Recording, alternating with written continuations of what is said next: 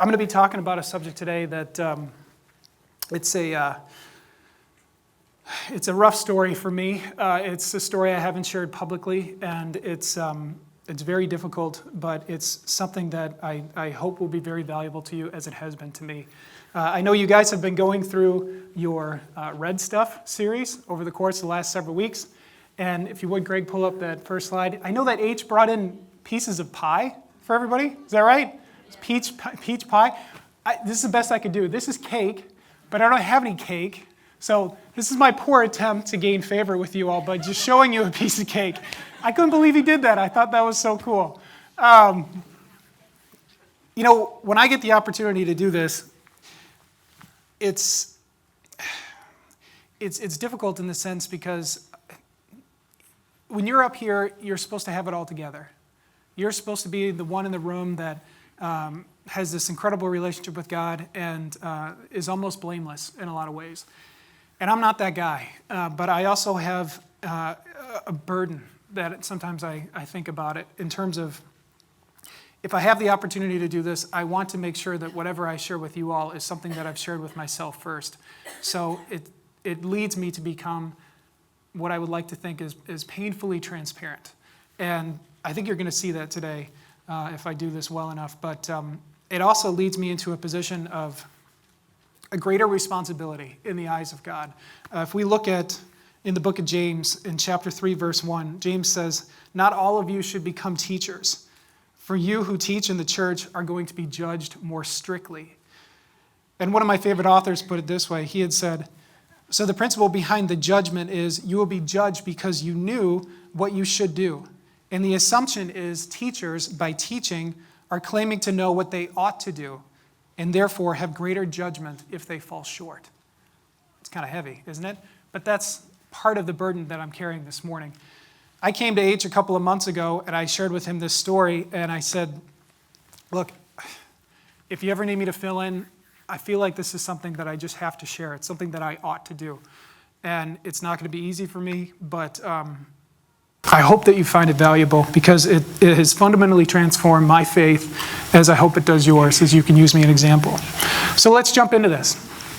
Have you guys ever lost something that meant something to you? We all have. When my wife and I first got married, I had a brand new pair of glasses that I lost, and they were a couple $100, and I was pretty upset about it. But at the end of the day, they were just glasses. If you flip to the next slide, Greg, this is going to kind of build up in urgency. What about your keys? You lose your house keys, you lose your car keys. That's a little bit more significant. If you've ever been in that situation before, it's happened to me before. What about this? Everyone just kind of took a deep breath when they saw this. What if you lose your phone? That's your umbilical cord to the world. That's really frustrating. You got to go back to the store, you got to get that replaced, you got to make sure everything was backed up in the iCloud, you got to make sure that all your pictures are there. That's pretty debilitating. But let's make it a little more personal. What if you were given a family heirloom? Let's say it was your grandfather's watch, or even your grandmother's jewelry. These priceless pieces of a family tradition, or something that meant a lot to someone that has come before you, that has given something to you that they saw incredibly valuable. What if you lost that? What would you do? What would be your first response? If you're like me, you get that almost punch in the gut feeling. I can't believe that this happened. I can't believe that I lost this. If you would flip to the next slide, great. What if it's monetary? Ladies in the room, you ever lost your purse? That's pretty awful. That's a terrible feeling. What about the guys in the room? What if you lose your wallet? Your whole life's in there.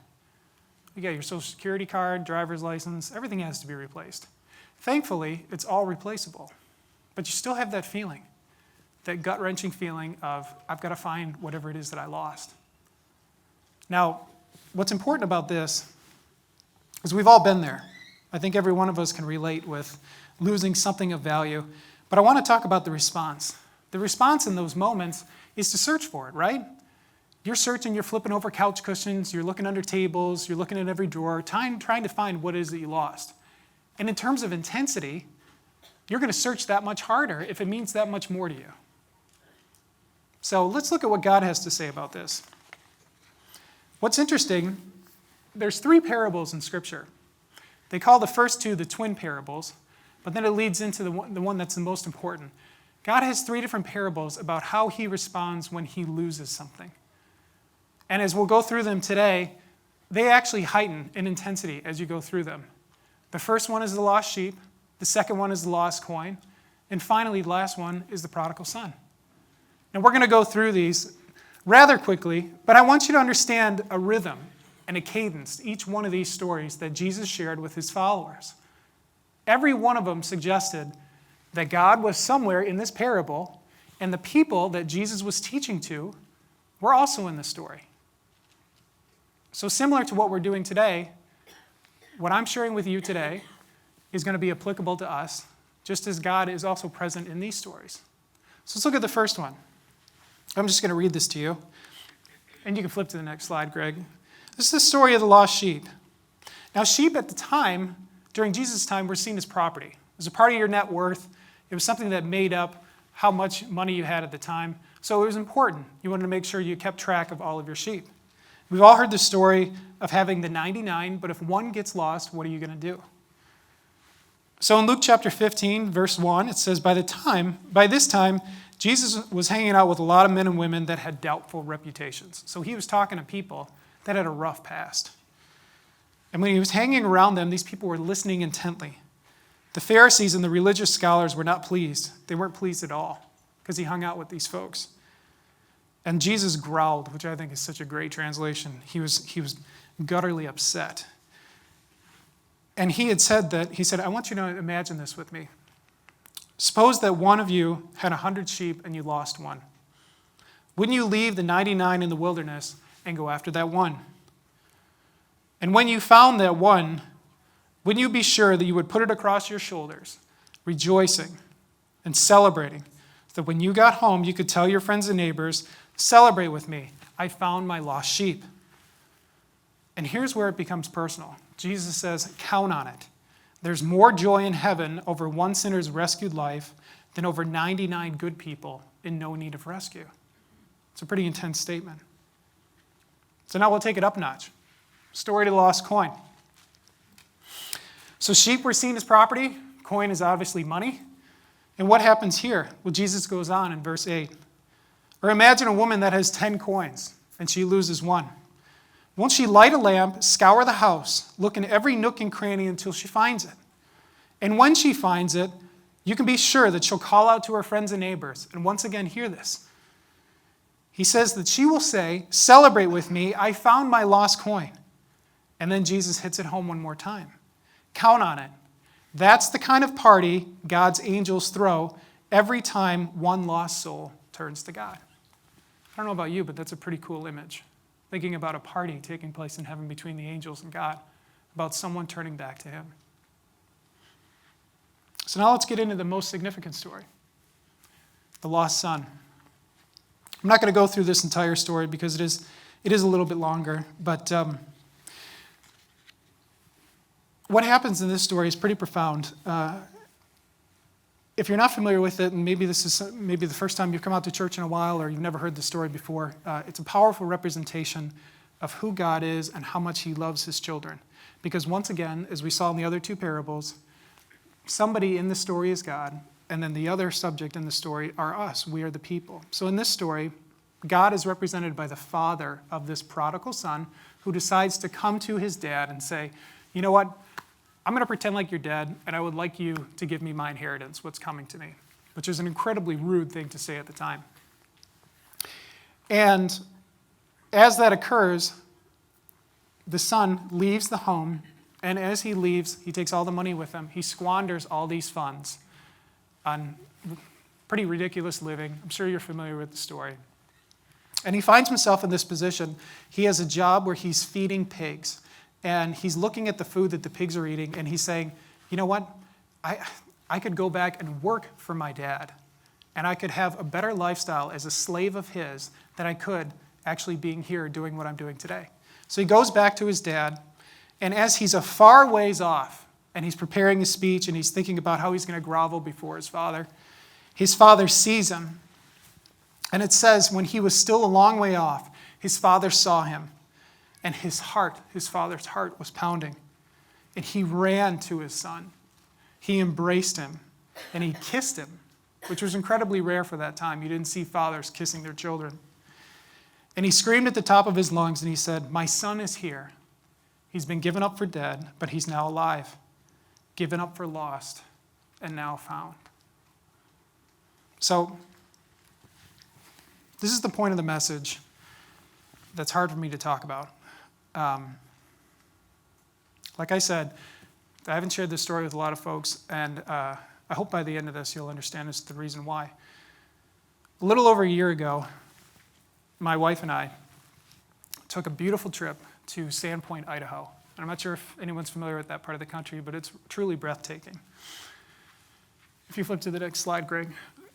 These are some of the shots of where we were. This is my son Jack and I, and we were hiking on a mountaintop. And my son Jack is 4 years old. You can see him there on my shoulders. But you can see that this is what Theodore Roosevelt actually titled Sandpoint as being in 1888 when he visited. He called it a rough and tumble place, which I think is pretty appropriate.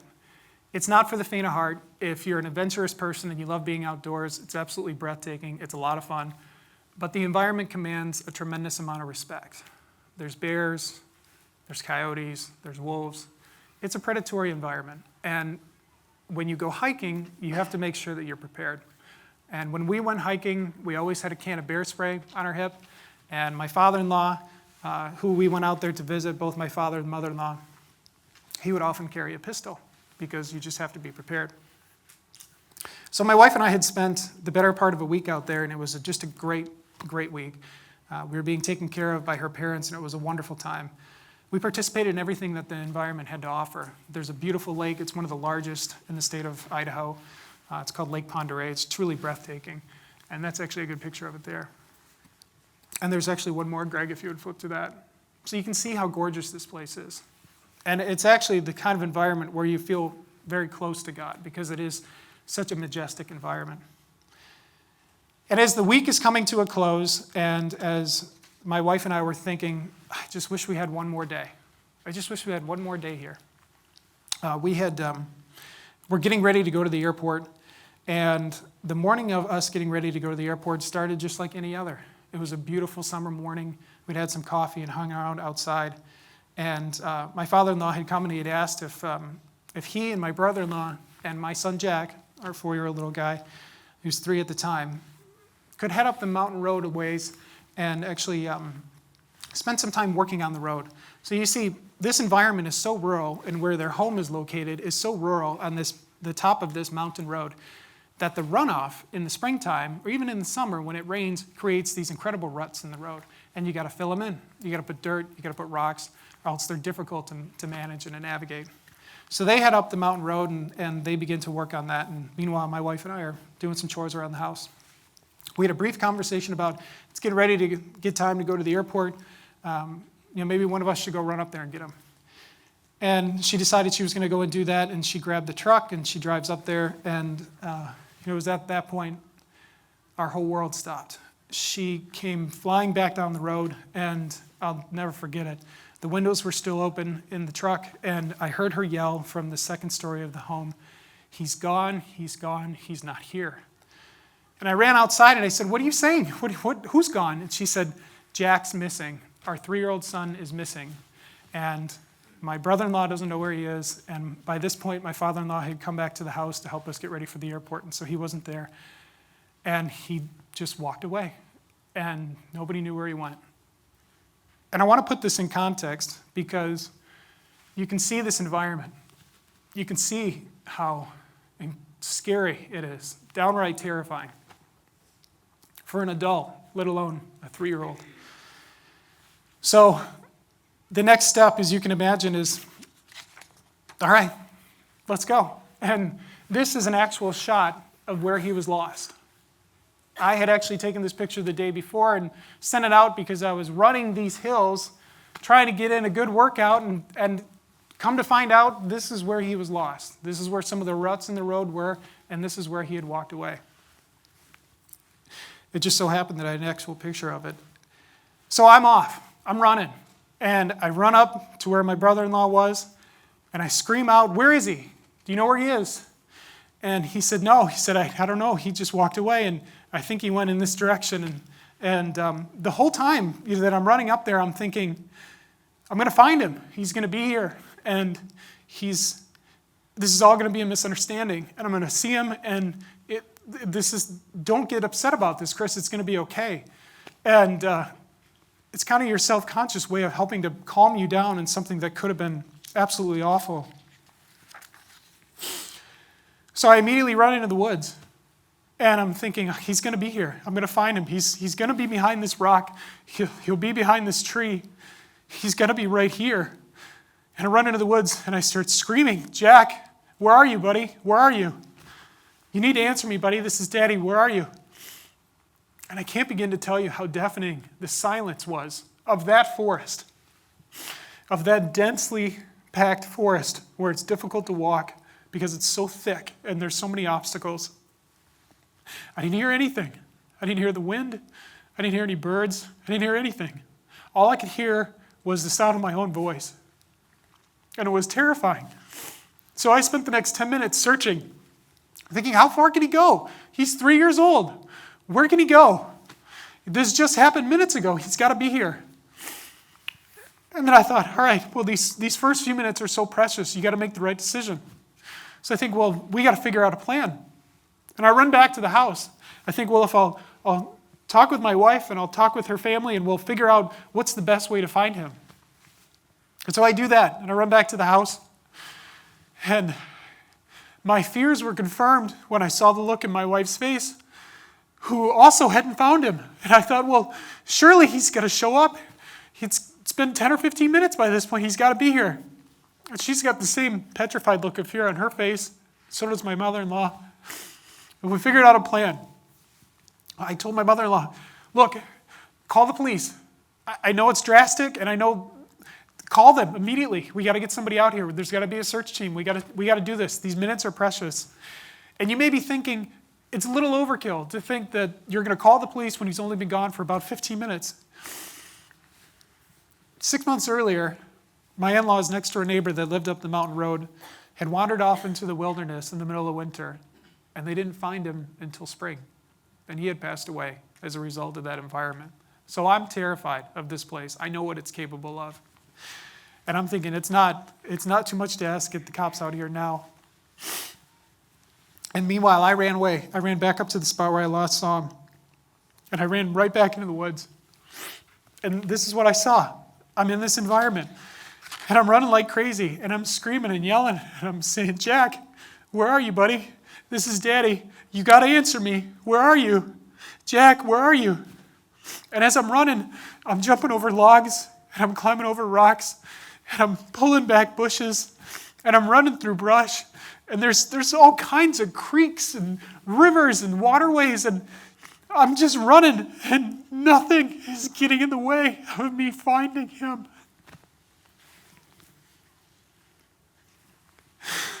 And I didn't even care. I had so much adrenaline running through me. I couldn't feel any pain. I'd fall down a rock cliff and I'd get right back up and I'd keep going. I'd trip over a log and I'd face plant and I'd get up and I'd keep going. And I'd get the wind knocked out of me and I'd get up and I'd yell, Jack, where are you? Buddy, you need to hear me. This is Daddy. And now it's 20 minutes into this and I'm thinking, oh my gosh, what if he's really lost?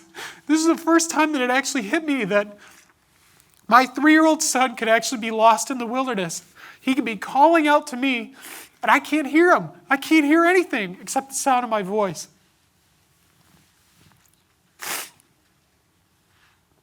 So as this began to sink in, the weight of this feeling that he is truly lost, well, I just began to pray. I prayed so hard. My prayer at the time literally was, Father, please direct my path. Proverbs 3:2, right? Direct my path. Direct my steps. Literally in this moment, show me where to go. This is an incredibly vast wilderness. There's thousands and thousands of acres. I don't know where he could have gone, but you have to show me where to go. And I'm praying and I'm praying. And by now my voice had just grown raspy for screaming this whole time. And as I'm running over rivers and I'm going through all these different waterways, I'm soaked to the core and I've got blood on me and scrapes and cuts and mud. But I will tell you, nothing was going to get in the way of me finding my son. And I thought in that moment, what if I come across a wild animal? What if there's a bear or a wolf den? Or what? I'm in their country. What's going to happen when I'm out here? And as soon as that thought came to mind, the second thought immediately came in. It doesn't matter. It doesn't matter. If you have to take that animal's life, you'll take it and you'll move on. You've got to find your son. Nothing can get in the way of finding your son. By now, I'm about a half hour into this, and I'm screaming and yelling. And I can't hear anybody else. I know my wife, I know her family. By now, they've reached out to neighbors. Everybody's canvassing this area. Everyone's screaming at the top of their lungs to try and find him. And I can't hear anyone. That's how deafening this place is and how thick it is. So at this point, it got a little darker. And I found myself in this valley. I'm in this place. And the thoughts are running through my head. Okay, what was he wearing? What was the last thing he was wearing? So that I can tell the search crew when they get out here what he was wearing. Do I have a t-shirt of his that smells like him so I can give it to the scent dogs to help track his scent and find him? And I'm in this place. And it's just like this. It's just like this picture. It's dirty. It's wet. It's foreboding. It's not the place you want to hang out. And it was at this moment, I'm just exhausted. I'm much like I am today. I'm just reliving this moment. I'm a wreck. And I'm tired of screaming and I'm tired of yelling, but I've got all this energy and I'm screaming for him and I can't find him. And it was right at that moment, right after I got done yelling, Jack, this is Daddy. This isn't a joke, buddy. You need to answer me. In the midst of that silence, something profound came over me. And that's so much of the reason why I'm here today. You see, I believe, and I hope you do too, that I think that God speaks to us. Not audibly, but often I think he speaks to us in what Scripture calls a still small voice. It's an intuition. It's something that you know didn't come from yourself. It's providential in nature. It's a commanding voice. It's comforting. It's like that of a father that gives you direction, that gives you wisdom. It's that voice that says, slow down. I'm here. I'm with you. And I heard something at that moment which has fundamentally rocked my world of faith. I'm going to share that with you in a minute. But we all know the ways that God speaks. You know, he said in Job 38:1, then the Lord answered Job from a whirlwind, which the translation was just chaos. It was a thunderstorm. It was brutal. It also says in John 12:29 that the crowd was there and they heard God say, and he heard it through thunder. That would be pretty terrifying. I don't know about you, but I don't want to hear God that way. But if we look at 1 Kings 19:12, we see this. And after the earthquake there was fire, but the Lord was not in the fire. And after the fire there was a gentle whisper. And when I looked this up in the Greek, there's some great translations into a gentle whisper. There's a tiny whispering sound, a gentle little breeze, a soft murmuring sound. And that's what I heard in that moment. A soft murmuring sound, a gentle light breeze, a voice in the back of my mind. And I'm going to share with you what that voice told me in just a moment. But meanwhile, at this point, I'm off and running. I run out of this valley, and I take off down this path, and I'm screaming and I'm yelling. And at this point, I had run for miles, and I find myself on the other side of the mountain, and there's another mountain home right there. And in front of this mountain home, there's this little boy. He's sitting there, and he's playing a sandbox. And he's younger than Jack, so I know it's not him. He's got a different hair color. I know it's not him. But I couldn't help but think, there's my son. There he is. And I knew how strange this was. It just didn't make any sense. And I'm running up to him full sprint, and I'm yelling, Jack, this is Daddy. Where were you? Where were you? Where'd you go? We're all looking for you. And as I got to him, I realized how crazy this must have looked. Because right in that moment, his mom opened the door to the home and she comes out and I'm thinking, she's going to shoot me. She thinks I'm a lunatic running up to her son saying, Jack, where are you? And that's when I realized how awful and desperate I must have looked. Because she looks at me and she burst into tears and she said, how can I help? I said, my son is lost. I got to find him. I'm sorry. I know this looks strange. I'm so sorry. I thought your son was mine. And she says, I'll get my husband. We're going to go and we'll find him. We'll find him. And I'm off. I'm running. And I keep running. And I get to another home. And there's 2 ferocious dogs and they're on ropes right in front of the house. I'm thinking, I don't care. I don't care if I get bit. I got to go get some help. Maybe he's at this house. Maybe he's here. And I run up to the house and nobody's home. I run around the dogs and I leave. And at this point, I'm back on the mountain road. And it's been 45 minutes. 45 minutes is an eternity for a 3-year-old who's lost in the woods.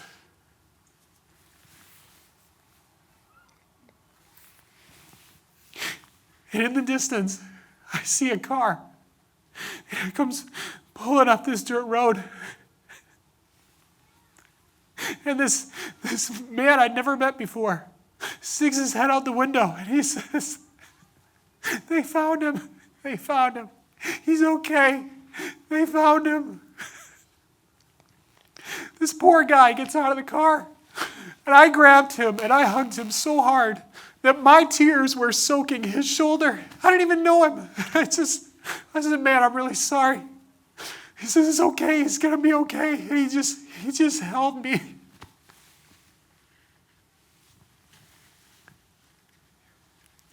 Oh, I can't begin to tell you just the weight of being so terrified of the what ifs. My mind had gone to such a dark place. I'd found myself thinking, what if this happens? What if he's here? And it went even darker. I thought, what if this is the last time I'm going to see him? At this point, the forest had gotten so dark, and it looked like this. I couldn't help but think, is this it? Is this the last time I'm going to see him? I would give anything to be reunited with him. And now I found myself running back home, full speed. And if you would flip to the next slide. There he is. There he is.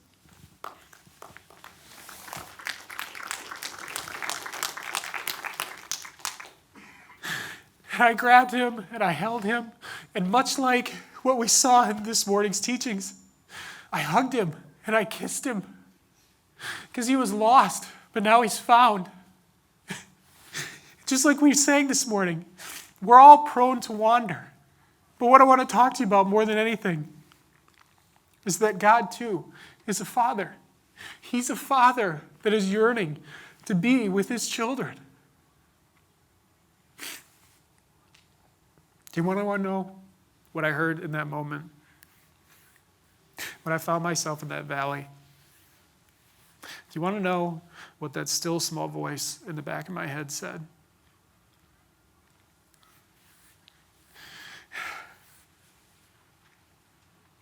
What I heard in that valley, in that deafening silence, that I know didn't come from me, was, this is how I chase after you.